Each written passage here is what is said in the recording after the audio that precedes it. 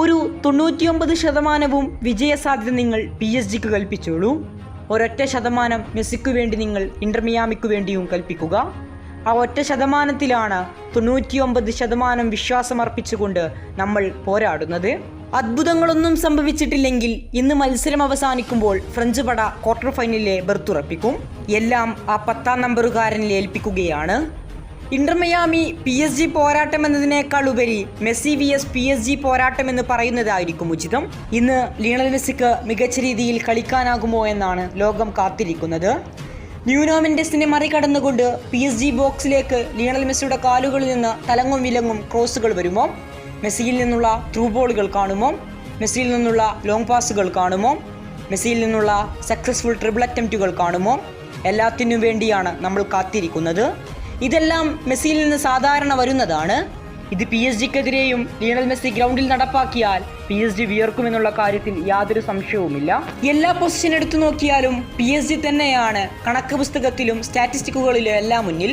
എന്നാൽ മെസ്സി എന്ന 10-ാം നമ്പറുകാരനെ ഒഴിച്ച് ബാർസയിൽ കണ്ട മെസ്സിയും സുവാരസും ബൂസ്കറ്റ്സും ജോഡി ആൽബയും എല്ലാം ഉണ്ട്.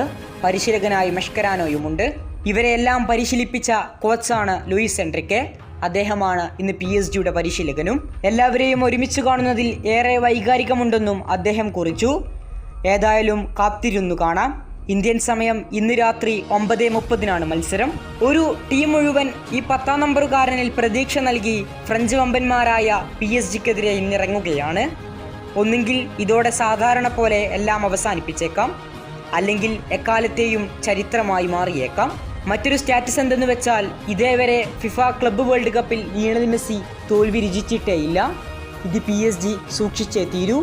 ലിയണൽ മെസ്സി ബാർസക്കൊപ്പം 3 തവണയാണ് ലിയണൽ മെസ്സി ക്ലബ്ബ് വേൾഡ് കപ്പിൽ കിരീടം ചൂടിയിട്ടുള്ളത്.